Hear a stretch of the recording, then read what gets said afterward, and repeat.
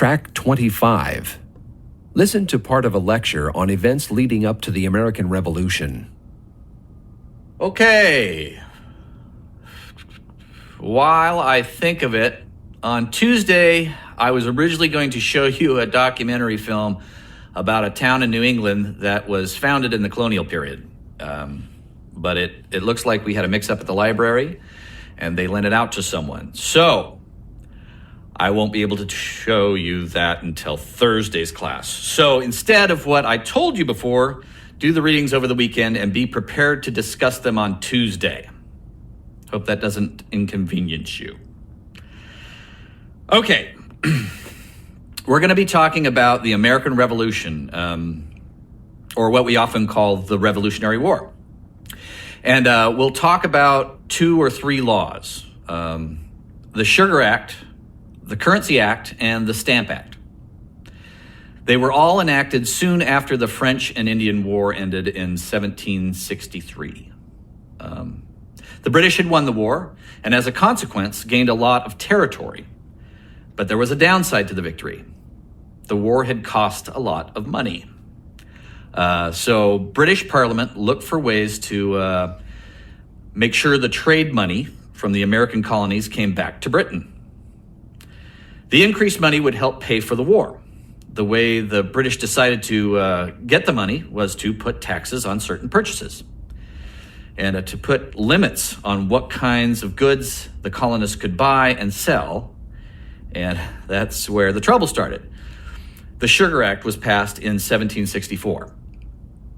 It was actually a revised version of an old tax on sugar byproducts like molasses, and it had 2 big effects.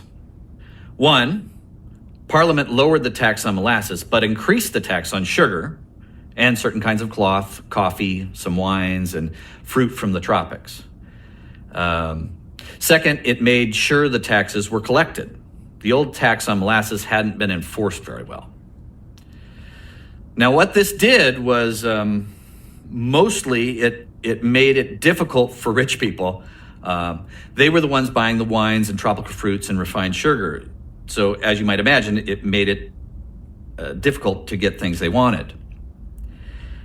Now, that same year, Parliament passed the Currency Act. The colonists had to buy most of their goods from home, from England. That took up most of their British currency. So what happened, of course, was that when they wanted to trade with each other within the colonies, they didn't have any money left over to use.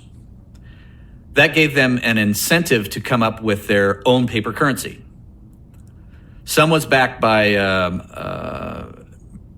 meaning its value is based on people's property. It was useless for buying things from England. But it was very useful for workers with a little farmland who wanted to pay off their debts quickly. They could use their paper notes and then try to earn back the real value in produce from their farms. What did the Currency Act do? It invalidated all these colonial forms of paper currency. The colonists were told they couldn't use them anymore. So now you have the rich merchants, the traders, angered by the Sugar Act, and you have the laborers in debt who need to rely on paper money, and they're angered by the Currency Act. Okay, so now the third law, the Stamp Act. The Sugar Act put a tax on sugar, so you might think the Stamp Act put a tax on stamps, but that wasn't the idea. The idea was that there would now be a tax on all sorts of official documents that colonists used to get for free. Marriage licenses, newspapers, even playing cards. Well, these were the kinds of things people needed for everyday life. So everyone, merchants and laborers alike, were outraged.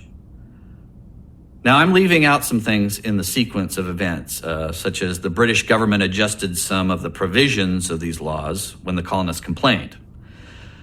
But the main point I'm trying to make is these laws were meant to get more money, more revenue for the British government to pay for the French and Indian War. But the effect they had on the colonists was to make them feel as if they were being pushed around by a bunch of people in Parliament on the other side of the ocean.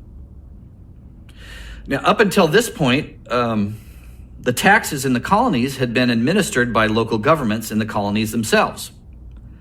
For the first time, Britain not only imposed taxes on the colonists, but showed that it would use force to collect them. And this was the origin of the famous slogan, taxation without representation.